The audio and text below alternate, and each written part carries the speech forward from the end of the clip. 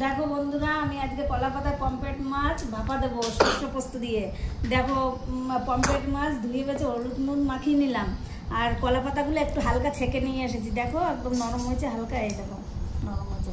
আর লাগবে মশলাটা বলছি, সর্ষে পোস্ত বাটা আছে, আর জিরা বাটা আছে, কাঁচা পাকা লঙ্কা আছে, আর নুন আর হলুদ, আর লাগবে কাঁচা তেল। দিয়ে দেখতে থাকো, আমি গোটা লঙ্কা একটা একটা দিয়ে দেবো।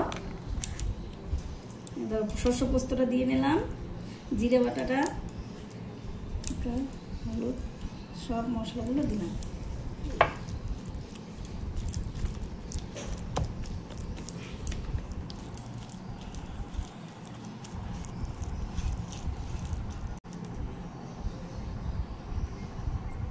তেল একটু, তেলটা বেশি দেবে, বুঝলে তো, ভাপা তো তেলটা একটু বেশি লাগবে।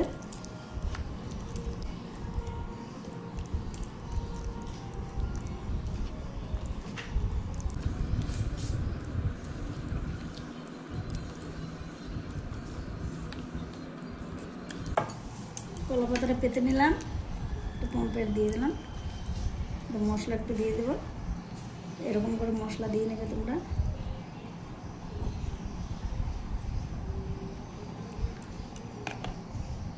লঙ্কা,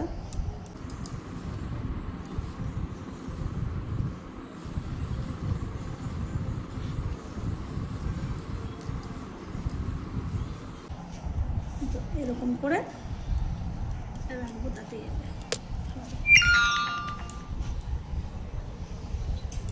দেখো এই থালার উপর রেখে নিলাম একটা একটা।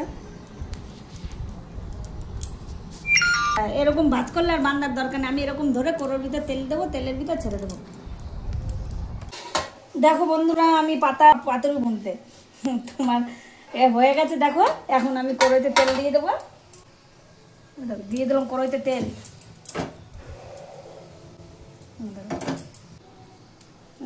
দিয়ে দিচ্ছি।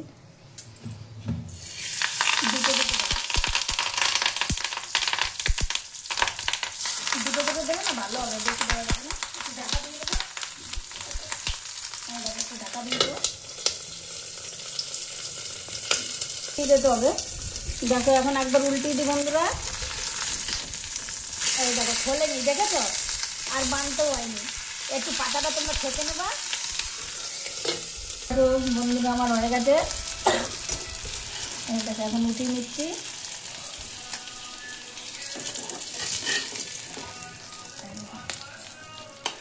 পরে তোমাদেরকে দেখাবো।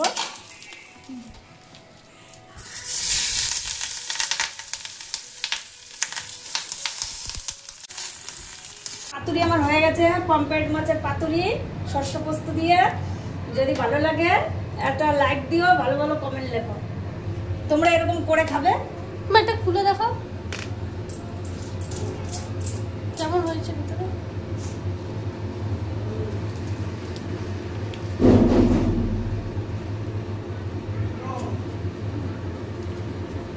এই দেখো ভালো গন্ধ বেরিয়েছে, দেখো কত সুন্দর, দারুণ গন্ধ বেরিয়েছে, দেখেছো, সুন্দর একদম। মানে হয়েছে বলে ফেটে গেছে মাছটা, দেখেছিস ভিতরে ভাপা, খুব সুন্দর গন্ধ বেরিয়েছে।